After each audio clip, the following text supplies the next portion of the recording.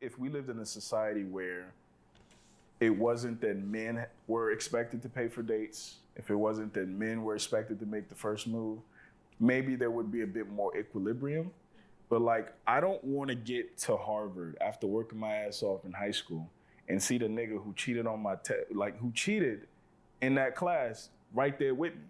I'm gonna feel like Harvard ain't shit.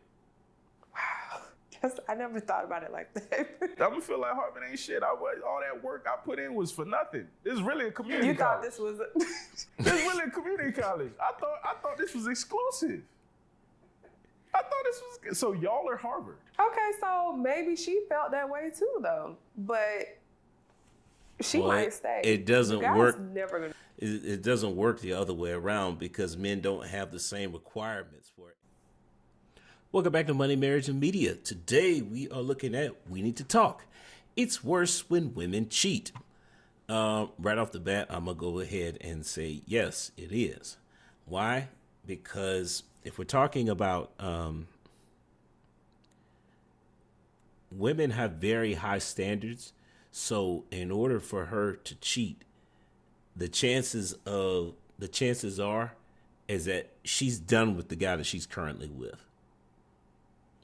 So, yeah, the guys may not necessarily be the case, but let's go ahead and see what we got here. I never thought about it like that. I'm gonna feel like Harvard ain't shit. All that work I put in was for nothing. This is really a community college. You thought this was This is really a community college. I thought this was Love better, sleep better. Yeah. Okay, why do married men be in the DMs just as much as single men? If not more. Right. Well, to recap what I said, I don't think men are naturally monogamous. I don't think we're naturally monogamous.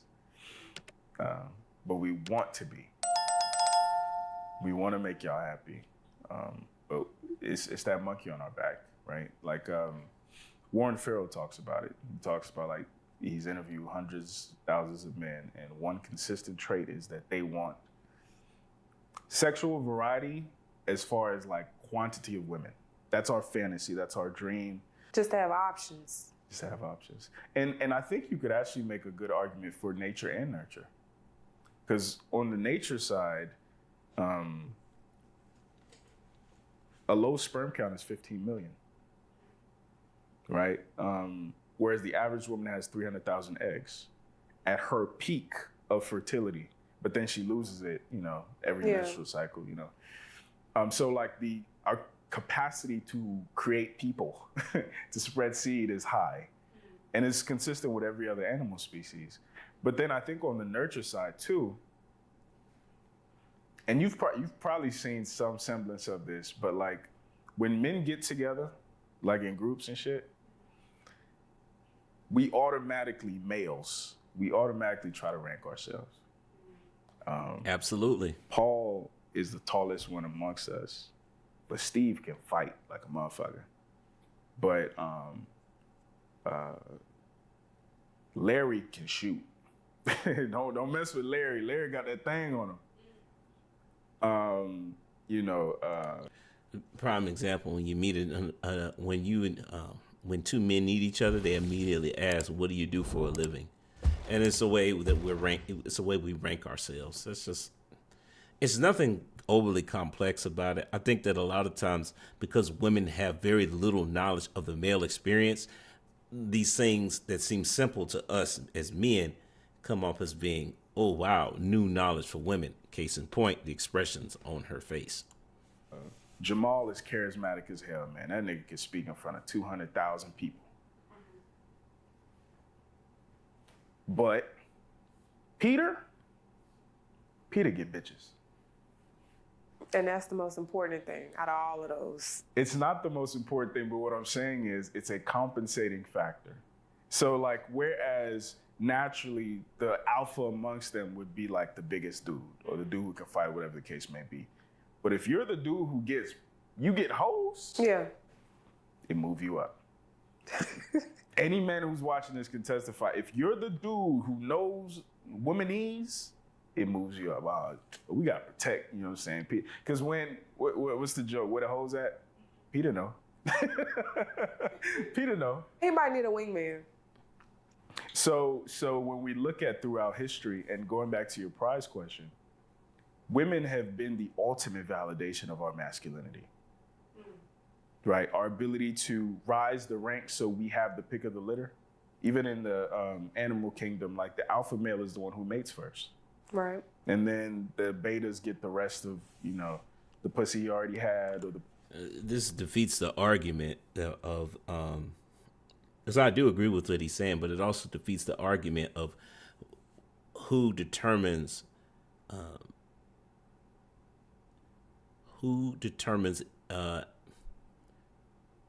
which gender I'm trying to figure out how to say this. Who determines who a high value man is?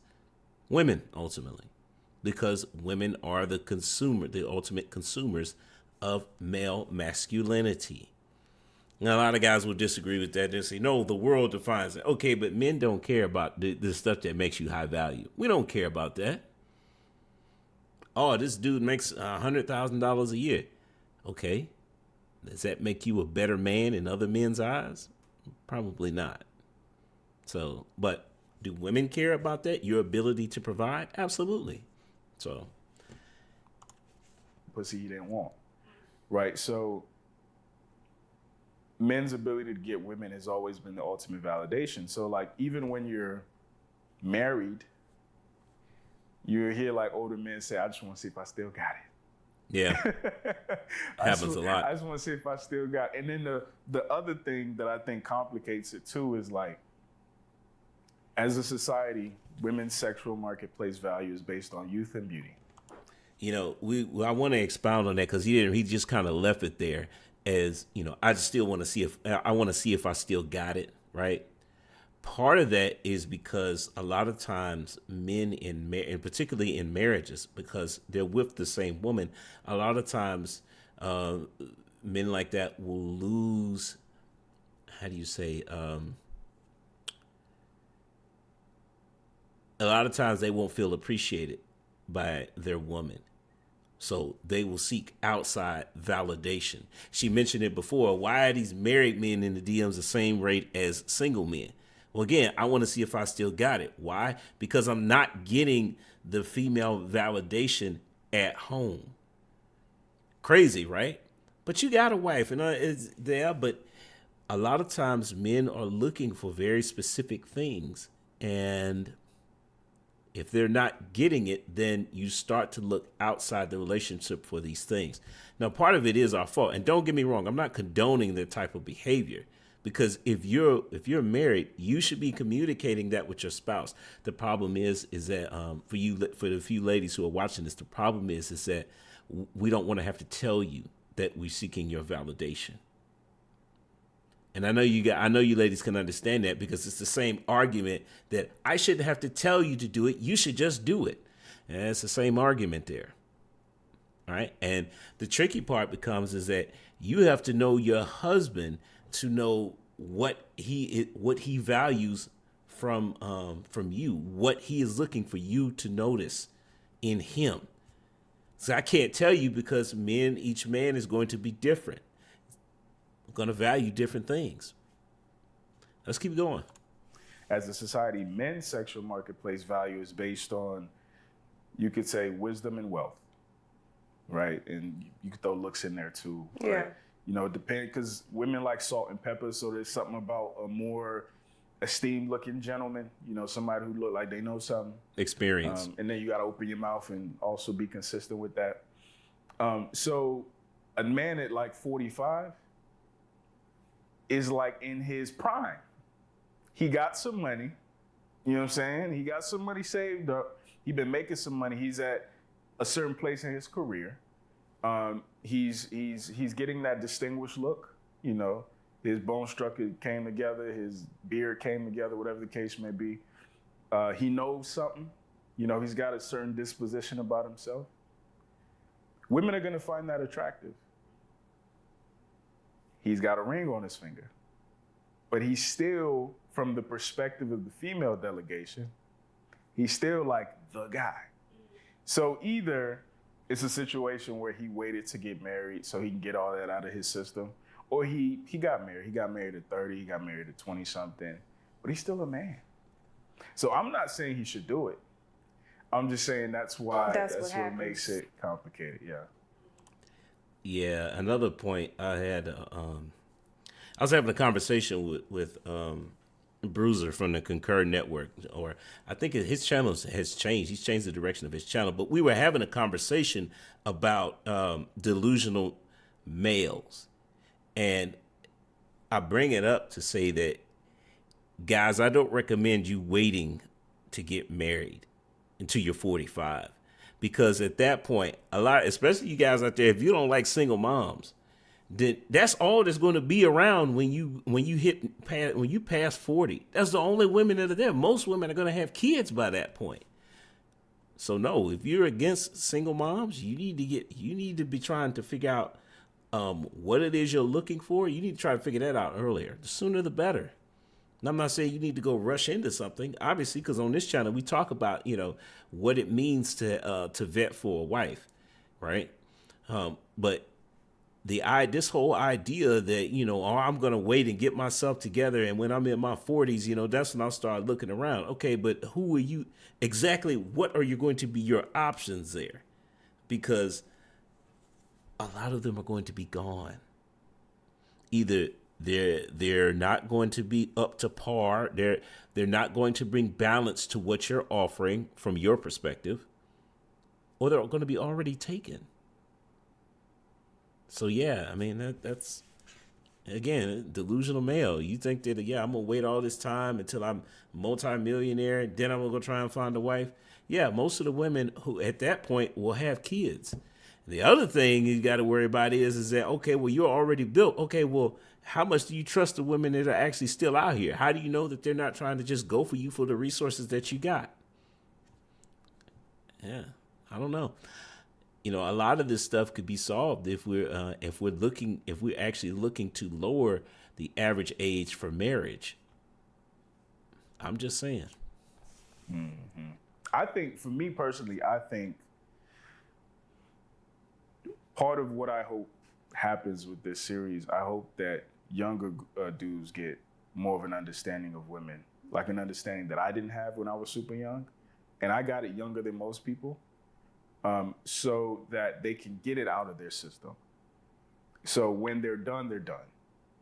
Because you get to a point, like, you're like, man, I don't even want the headache, man. I still do want multiple options and shit like that, but I don't want what comes with it. So I'm good with my wife. I'm good with my woman. We good. I mean, after a certain point, isn't it all the same anyway? So it's not all the same. No?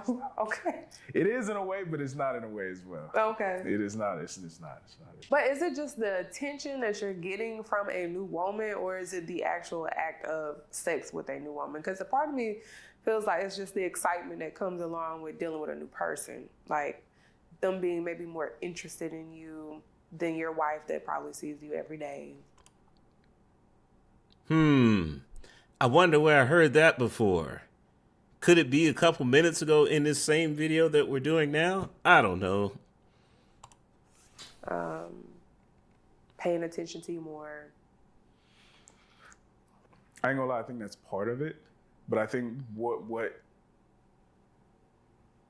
like when men say, I want to see if I still got it, it's the process of knowing that I can still crack the code. Because listen, for a lot of us, we feel like... Yeah, because women never do that, right? Yeah. It's a game in a way. And I just want to see if I'm still good at playing it. Like, I want to see if I can still observe the little micro expressions on her face, if I could still turn her on, if I could still... And it worked on this woman, and it could work on this woman, it could work on it. We're always refining our game, kind of like basketball players. So it's like, I want to know I could be the best player on this court, and this court, and this court, and this court. Wow. Y'all childish. It is kind of childish. I ain't gonna lie to you. It is kind of childish, but that's really what it is. So why do you feel like men think that it's okay for them to cheat, but they would like pass out if they find out that their girlfriend or their wife cheats? Or they wouldn't be able to take her back, but the woman is always expected to take him back. No, I don't think a woman should always take the man back. I think if it's habitual, then that's a safety hazard. One time. How about that? I think you should consider it. I'm not going to tell nobody what they should do, but I think you should consider it. And the only reason I think you should consider it is because... That's a good answer. It's very political. And people feel free to disagree with me. The reasons men cheat on average are very different from the reasons women cheat. Primarily because how men and women are built, right? Men cheat because an opportunity presents itself. Women cheat because, well, you know what? Let's see if he's going to say it. So, like, for instance, from a man's point of view, if he decides to engage sexually with a woman, the main threat to his health is, well, I would say two things: disease, and if she's crazy. Those are the main threats to like his health as a human being. For a woman, it's both those two things, including pregnancy. Because pregnancy is risking your life. Let's just keep it a buck. And I think you could also throw in there, like, even on a low level, like, you can throw your pH balance off.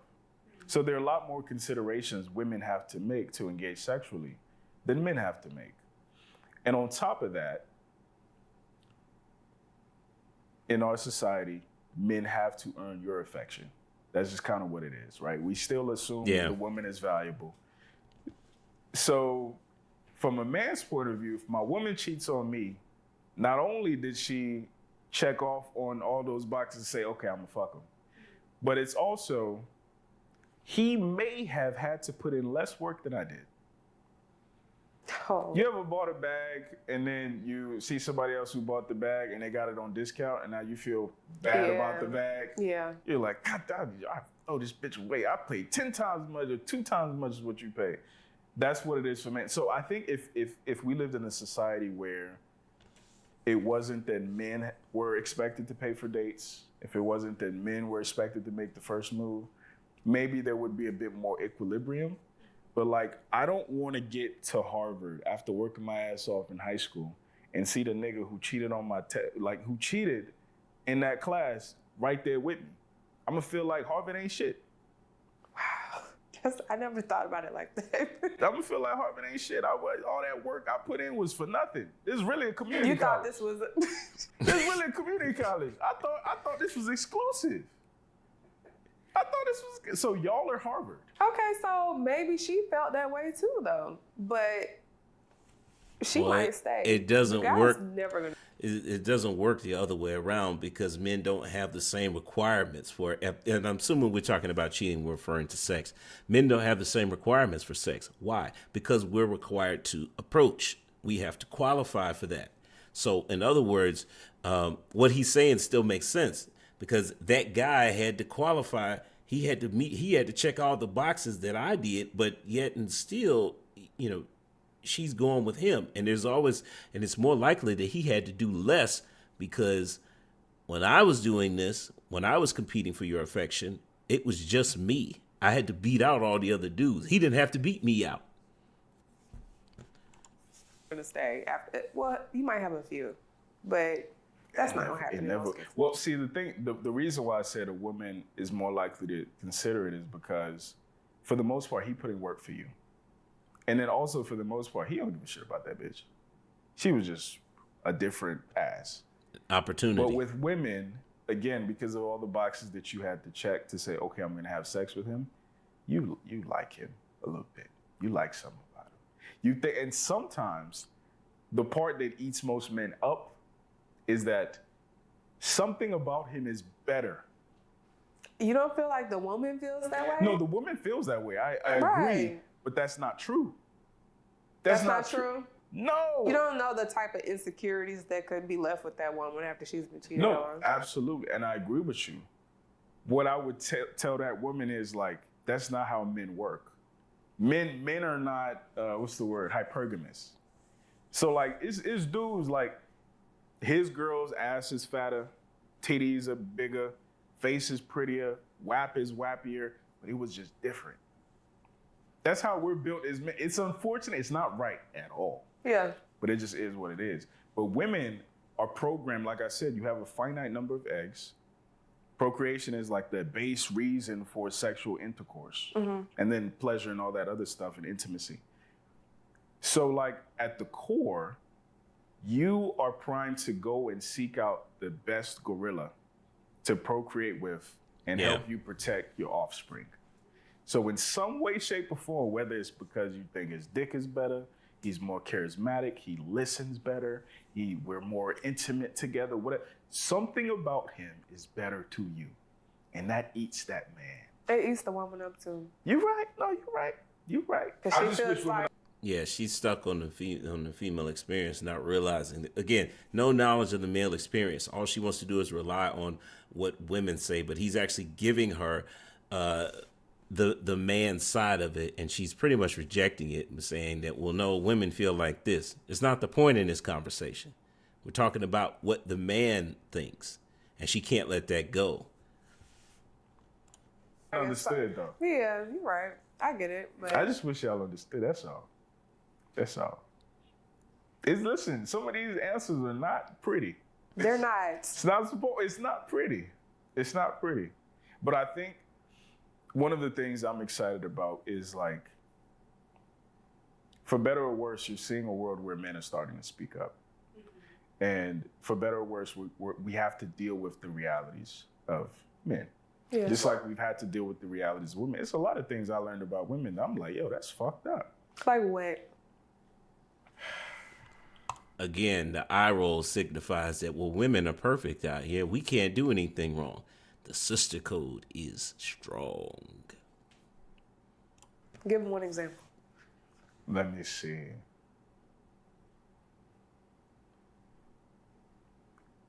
Some women actually are sexually aroused by turmoil. By turmoil? Yeah. Oh, I don't know nothing about like that. Like makeup sex type shit. Like, I want to Guys argue. are too, though, right? Some guys, but they're more women like that than men. And a lot of the men who are like that are men who were raised by single mothers. The biggest one is what women say they want on paper versus what they actually go for. Two different things. Why do you say that? You'll hear women a lot of times say... Really? Actually, it came up in an interview. Women say, I want a man who is emotionally vulnerable. And I want him to cry in front of me. And no, things you don't. like that. No, you don't. Exactly. I don't. Exactly. Because in that same breath, later on, she was like, you know what? It would actually it would dry me up if I saw my man cry in front of me, especially over some bullshit. We gotta be super clear. I had to have known you for a while. That's what I'm saying. Don't get in front of me being all super emotional. That's what I'm saying. Yeah. That's actually that's not attractive. Absolutely. But you do want them to be vulnerable. I don't know. It's like we want everything. We want both. Yeah. But see, that's why we have to hack. Exactly. But we have to hack those nuances. And I think that's why with boys raised by single mothers, you see two outcomes. You see the dude who's future, like the super pimp who don't give a shit about women, or you see the dude who gets married at like 20 years old and gets cheated on by his wife.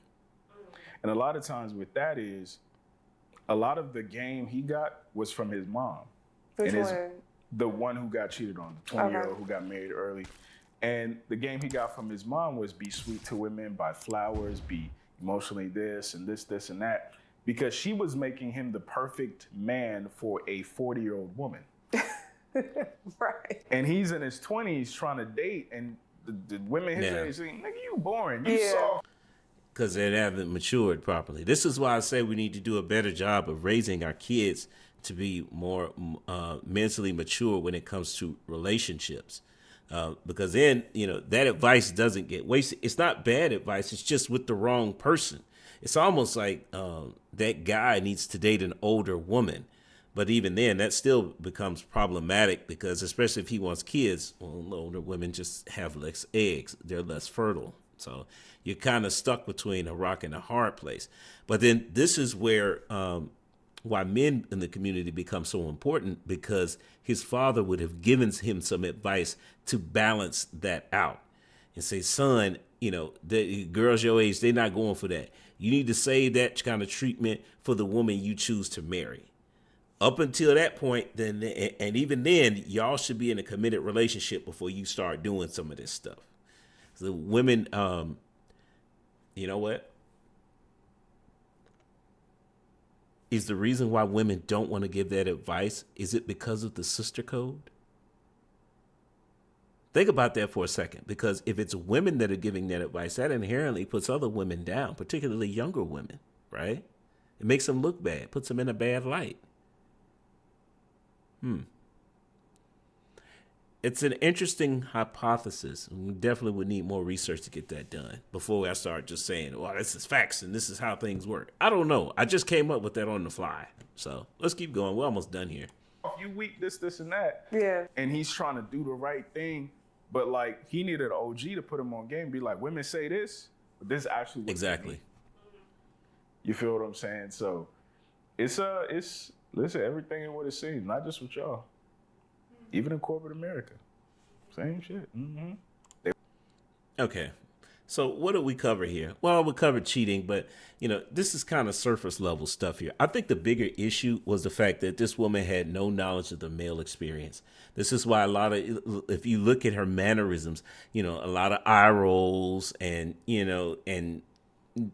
she's just given the vibe that, oh my God, I can't believe you guys do that. As if to say that she's trying to shame you for being a man. Now, is she doing that intentionally? I have no idea. I don't know this woman. But that's how it comes off. And this is problematic because this is the result of, I'm still sticking to this. This is the result of being raised, when you raise a child to be soldiers in the gender war, is that you have no knowledge of the opposite gender. And then when you find out certain things, you're trying to shame them because of it. But again, these are things that men are dealing with. If you want your man to open up, the way this lady's responding is exactly the wrong way. You need to be somewhat, you need to be empathetic. My dad gave me some great advice when I was asking him, I was a lot younger, I think I might have been like a teenager. And I was asking him, what's the secret to raising kids, because it seems overly complicated. And what he told me is that the best thing you can do is remember what it was like to be that age. That will help you out tremendously. How does that relate to what we're talking about now? Well, put yourself in the other person's shoes. And I'm gonna be honest here. I've noticed that women have a hard time doing that, putting themselves in the shoes of a man and trying to understand his take on things.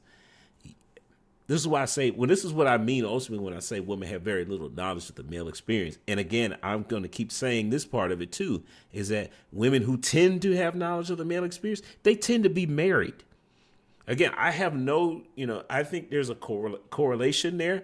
I'm not sure if it's a direct correlation or if it's just like a tangent that we're going off here, but it's usually women who have knowledge of the male experience, they tend to be married. And I don't know if it's because, they spend so much time with their husbands that they just get to know him through like osmosis or whatever. We're in the same household, so the things that he does, I pay attention to, and it's starting to rub off on me, so I can understand it. Or it's because, they were raised to understand the men in their family or the men in their community. That makes them more empathetic to the things that men do and think about and say. And yeah, that is definitely an attraction trigger for men. Because again, if I can find a woman who understands me, believe it or not, that goes a long way, especially towards marriage, because it's so rare to find in the first place. I think that's ultimately what we've seen here, is that this woman just has no knowledge of the male experience. Next thing we're going to talk about, is she marriageable? Absolutely. Most women are marriageable despite what YouTube tries to tell you. Again, we've been raised to be soldiers in the gender war, so we keep thinking that we keep looking for this perfect woman. But keep in mind, marriageable women are just that. Women is a general category. That means that, is there a man out there that can be her husband? Well, yes, because, as far as I know, she hadn't tried to kill anybody. but she has attractive qualities, I'm assuming. I'm not going to sit here and judge her on that because this ain't that type of video. If it was, then we could do that. And leave a comment if you want me to do that, because I think I might start a new series about marriageable women. But yeah, just comment marriageable women and leave a comment for marriageable women down below, and I'm probably going to do it anyway at this point. But hey, I'm going to stay ghost to the next time. Peace.